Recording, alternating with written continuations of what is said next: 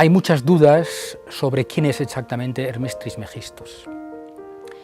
Totales. Lo que se acepta es de que es una recopilación de escritos que provienen de la época helenística, de la época del siglo III y IV antes de Cristo y II y III después de Cristo, en las cuales la filosofía egipcia ha tenido ya influencia griega y en consecuencia hay una síntesis. ¿Quién fue Hermes?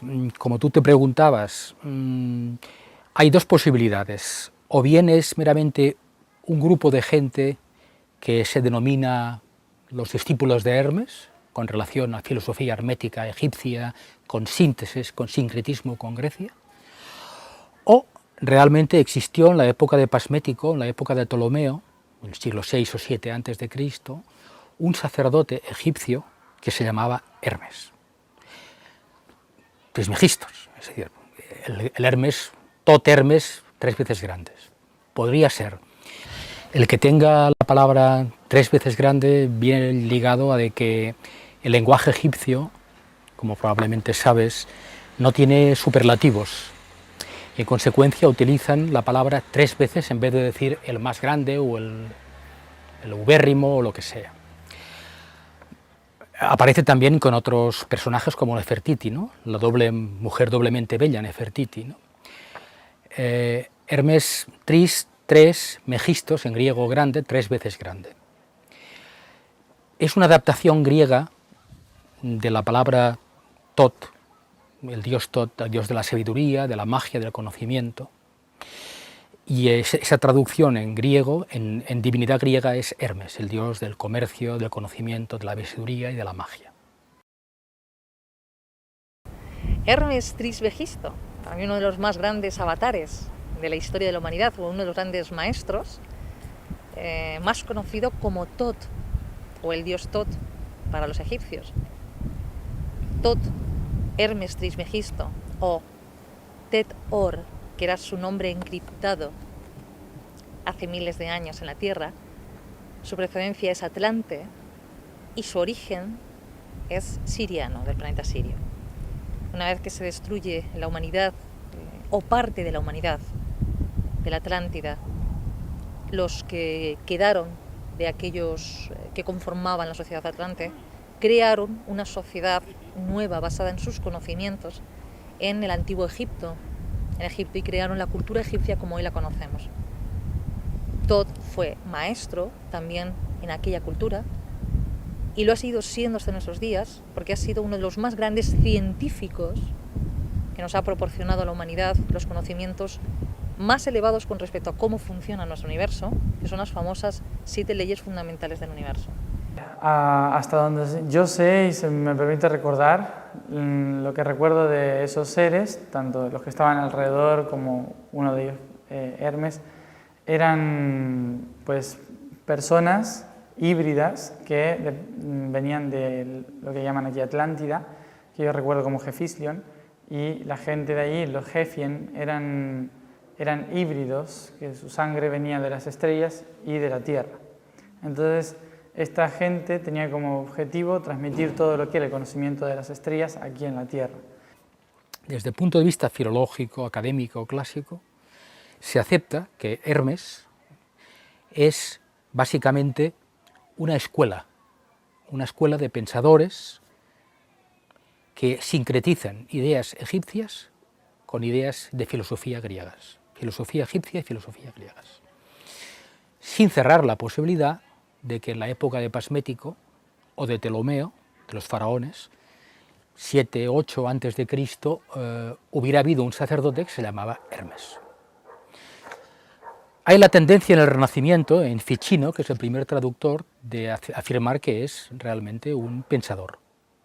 Hermes es un pensador egipcio, etc. Hoy en día se acepta más que en vez de un personaje histórico, es un título que reúne fragmentos y escuelas. Hermes Trismegisto vivió en Grecia. Hermes es Mercurio, Trismegisto 3 veces sabio. Y de él se sabe, a través de la ciencia iniciática, que encarnó antes en Egipto.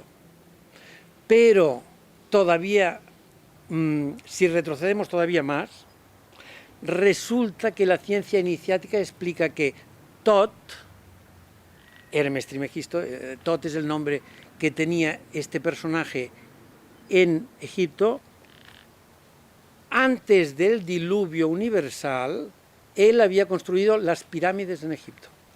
Esto aparece en un libro que ha salido hace poco de Drun Balom Melquisedec, El antiguo secreto de la flor de la vida. Y en este libro, Drun Balom Melquisedec conversa durante varios años con el que fue Hermes Trismegisto. Entonces, si fue realmente Hermes Trismegisto, anteriormente fue Tot, es un personaje extraordinario en el sentido de que fue capaz de construir las pirámides de Egipto y luego, yo lo explico esto astrológicamente, cuando el Sol por precesión estaba en el signo de Géminis, Géminis, el regente en Géminis es Mercurio, Mercurio es Hermes. Entonces, él inauguró la ciencia iniciática en los templos que había en las pirámides. Él fue el iniciador en la era de Géminis de dar a la humanidad la sabiduría que él tenía. Hermes Trismegisto significa la idea fundacional, la filosofía fundacional del hermetismo o esoterismo en Occidente. La importancia de sus escritos es fundamental porque toda la tradición posterior esotérica occidental beberá de estas fuentes. En las obras se presupone que, de hecho, tenemos primero una obra canónica traducida por el padre Festugier, un jesuita francés, muy bien trabajado, que reunió todos los fragmentos. Se denomina Corpus Hermeticum y es en el que puedes encontrar la mayoría de los fragmentos de Hermes, filosóficos. Están las dos grandes obras filosóficas suyas, el Asclepios y el Poimandres, en donde está la filosofía de la creación, ideas egipcias con marchamo de filosofía platónica, básicamente. Se parece mucho al Timeo de Platón. Eso por un lado, el Corpus Hermeticum. Por otro lado está tres obras muy ligadas a la leyenda, que las tenemos, que se dice que vienen de Hermes, hay dudas, pero aceptadas. Una es la tabla de Esmeralda, que tiene toda una genealogía detectivesca, fue hallada por un alquimista. Bueno, de hecho, según la tradición, la primera persona que halló la tabla de Esmeralda la encontraron bajo el zócalo en el desierto de una estatua de Hermes, es decir, de Tot. Y había una tabla de Esmeralda que fue hallada por Apolonio de Tiana, uno de los personajes filósofos griegos más importantes, contemporáneos de Cristo prácticamente. La tradición árabe se denomina Apolonia Balinus. Los jeques árabes posteriores tradujeron al árabe esta tabla de Esmeralda. Son 12 principios muy importantes que se consideran el fundamento de la alquimia occidental. Dentro de estos, Hermes, también conocido como Tot, al parecer, eran personas que habían, después del hundimiento de Atlántida sobre todo, influyeron mucho en Europa y en África y en el Oriente Medio, trayendo aquí a la Tierra pues todos los planos de la alquimia interna y externa, la alquimia del ser. Entonces lo que hacían era plasmar todo el conocimiento etérico a través de las herramientas físicas, dentro de ellas este ser, la arquitectura sobre todo, que fueron poniendo sobre la Tierra y asentando sobre la Tierra las bases para que los humanos puedan reconocerse a sí mismos tanto dentro como fuera, ¿no? Y de lo que recuerdo es que este ser, un híbrido, muy parecido a los humanos, prácticamente igual, nada más que más grandote, era uno de esos seres que enseñaba herramientas para anclar toda esta información desde un nivel etérico al nivel físico.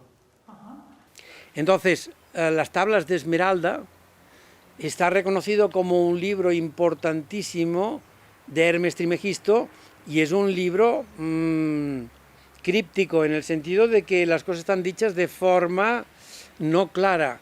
¿Por qué? Porque se pretende que la persona estudie y llegue a entender estas frases que son frases crípticas, son frases complicadas, ¿no? Luego está otra obra que se denomina en esa tradición Tres Iniciados o Kybalión, que es probablemente también forma parte del antiguo libro de Thoth. El Kybalión fue hallado también en circunstancias novelescas, también al lado de una pirámide, por los árabes. Son 7 principios que explican un poco el fundamento de Heka, de la magia en general egipcia. Y luego está otro tratado, Kore Kosmou, que habla de la creación del mundo, en clave también mágica, ¿no? Esos tres fragmentos se presupone que forman parte de un libro anterior, el libro de Thoth Hermes, que se perdió. Son 3 obras que han marcado el inicio de toda la tradición esotérica occidental. Se las considera como el origen del ocultismo en Occidente. El Kybalión es un libro escrito por iniciados, no dan su nombre, y en este libro se recopilan las 7 leyes herméticas consideradas más importantes. Hay cantidad de leyes, pero realmente estas 7 leyes te enfocan en el sentido de que te des cuenta de que este sistema solar en el que nos encontramos funciona a través de unas pautas que ya están determinadas. El secreto de conocer las leyes está en el hecho de que si tú no transgredes las leyes, vives feliz. Esto lo explicó Gautama el Buda hace 2500 años, cuando se iluminó y dio a la humanidad las 4 nobles verdades.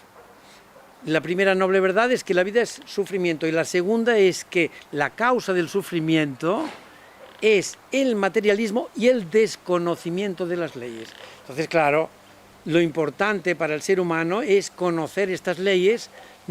Cuando las conoces y te das cuenta que son ciertas, no las transgredes y entonces empiezas a vivir de forma feliz, tranquila, de forma no tensa, sin egoísmos, con altruismos, y entonces cuando el ser humano empieza a sentirse bien consigo mismo y evidentemente con los demás. La tabla de Esmeralda y el Kybalión son obras básicamente iniciáticas, es decir, que tú tienes que practicar con ellas.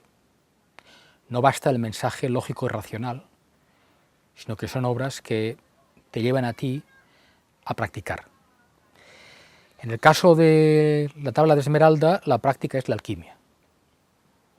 Te habla de los 4 elementos, cómo utilizarlos, lo que es arriba es abajo, cómo utilizar básicamente con la naturaleza los 4 elementos, para según tu voluntad transformar y convertir las cosas en tu voluntad, en piedra filosofal, donde quieras. Y el Kybalión, en cambio, lo que hace es un ejercicio iniciático de mágica, de Heka, ¿no? Es un libro filosófico, pero cuyos principios se practican en magia. La palabra magia es un problema en Occidente, porque no nos la creemos. O la utilizamos mal, ¿no? Ese es el tema, ¿no? Entonces, la palabra Heka en egipcio significa el dominio de las energías celestes y terrestres. Es el conocimiento exacto de las energías que mueven el mundo, que se utilizaron en la creación y que luego nunca jamás fueron utilizadas. Los egipcios desarrollaron, en el libro de Thoth y otros libros, técnicas, que son técnicas que todavía hoy usan los chamanes en África, proviene de África esto, técnicas para dominar los elementos naturales o para influir mentalmente sobre las personas. Entonces, esa magia se divide en 2 grandes apartados, la magia natural, técnicas con la naturaleza, y la alta magia, técnicas con entidades divinas. En las dos los egipcios tienen cientos de escritos, miles de técnicas que están recogidas, por ejemplo, en el papus, en los libros, los famosos papiros mágicos egipcios, en toda la literatura que tenemos egipcia de magia, aparte de esto, naturalmente, ¿no? Para los egipcios, Heka es lo que corona la ciencia que nosotros conocemos como el conocimiento más importante. Más allá de la ciencia existe para ellos Heka, dominio de energías.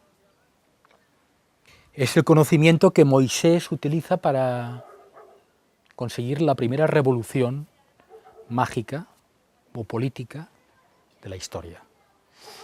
Moisés libera al pueblo de Israel a través de Heka, del conocimiento mágico que él ha aprendido en la casa de la vida. Se enfrenta a los sacerdotes egipcios con técnicas de magia, de Heka, en las 7 plagas, lucha contra ellos, con los principios que aquí hemos hablado, polaridades, mentalismo, proyección de voluntad, es esto. ¿Y esas técnicas se han perdido? Esas técnicas, en general, se han perdido porque han sido desechadas a partir del Renacimiento. En el Renacimiento son recuperadas, básicamente por Bruno, por Ficino, pero a partir del Renacimiento se van perdiendo y quedan como conocimientos contraculturales en Occidente. Ahora bien, hay toda una tradición ocultista en Occidente que mantiene esas técnicas. Entraríamos en los Rosacruces, en la teosofía. Si me preguntas en el siglo XX quién las utiliza, Aleister Crowley, por ejemplo, ¿no? El gran mago del siglo XX, utiliza esas técnicas de mentalismo, ¿no? En España tenemos personajes importantes, ¿no? Fassman, ¿no? El gran mentalista catalán, ¿no? Del siglo XX, ¿no? Hay pocos magos modernos, ¿no? Pero existen y son los herederos de la tradición egipcia y ocultista, ¿no? Tienen nombres. En el siglo XVII, Cagiliostro, en el siglo XIX, Eliphas Leví. Podríamos continuar, hay toda una tradición. Ahora entraríamos a hablar de qué significa ocultismo en la cultura occidental. He hablado de los libros fundacionales. Hay diversas formas de formarte, ¿no? O sea, seguir a un maestro filosófico, a un mago o a un profeta. En Occidente hay diversas. No está muy de moda en el siglo XXI ese camino. El camino es el camino del adepto del mago, ¿no? Que le llamaríamos, ¿no? O del discipulado de la magia, ¿no? Este camino no tiene mucho predicamento hoy en día. Sí otros caminos, como el camino espiritual, o el camino religioso, el camino filosófico, ¿no? Inclusive el camino chamánico, ¿no? El camino del chamanismo, que abarca una parte de la magia natural, ¿no? Hay 4 o 5 caminos, evidentemente, en Occidente para llegar a una iluminación, a un dominio importante del ser humano, de la naturaleza, etc., ¿no? Una escuela iniciática es una escuela en la que te inician en el conocimiento de las leyes cósmicas. Tot, en Egipto, Hermes Trismegisto, puso en marcha en la era de Géminis las escuelas iniciáticas. Delfos era una escuela iniciática en Grecia, y en el frontispicio, lo he dicho antes, estaba escrito: hombre, conócete a ti mismo y conocerás el universo y los dioses. Estos son escuelas iniciáticas. Pitágoras, en Crotona, en el sur de Italia, montó una escuela iniciática. Se la destruyeron, pero él transmitió una serie de principios de leyes que todavía hoy se estudian. Pues bueno, esto es una escuela iniciática. Es una escuela en la que se enseña las leyes a través de las cuales el ser humano se vuelve altruista, pues se da cuenta que todo es una unidad, que él no es una cosa separada, y entonces empieza a trabajar para la totalidad. Pero esto solo ocurre cuando tú ya estás tranquilo contigo mismo. Si tienes sed de reconocimiento, Si tienes ganas de que te admiren, de que te valoren, porque tú en el fondo no estás convencido de ello, tú acabas actuando como un dictador. Entonces tú estás en una etapa todavía de egoísmo. Entonces cuando tú superas esta etapa, cuando tú empiezas a ver que todo es una unidad, cuando tú trabajas con el grupo, este es el momento en que tú empiezas a sentirte bien. ¿Por qué? Porque actúas a través de una ley de la naturaleza, que es esta ley de afinidad. No hemos hablado de esta ley, pero la he citado más de una vez. La ley de afinidad viene a decir que todo en el cosmos es una unidad. Hermes Trismegisto para mí es uno de los más grandes maestros actuales, uno de los que nos está ayudando en este momento a comprender cómo se organiza nuestro universo, cómo se estructura, cuáles son las leyes sobre las cuales nosotros podemos empezar a tener dominio de nuestra existencia y esas leyes, además, las 7 leyes fundamentales del universo, nos aupan a un plano de conciencia superior e incluso nos permiten empezar a ocupar el espacio que nos corresponde de poder a la hora de empezar a co-crear junto con otras fuerzas del cosmos. Hasta ahora estábamos a merced de lo externo por causa de nuestra ignorancia. Ahora no estamos a merced de nada, ahora somos copartícipes de todo lo que ocurre a nuestro alrededor y en nuestra vida. Si realmente podemos y sabemos acceder a esas 7 leyes y las ponemos en práctica en nuestra vida.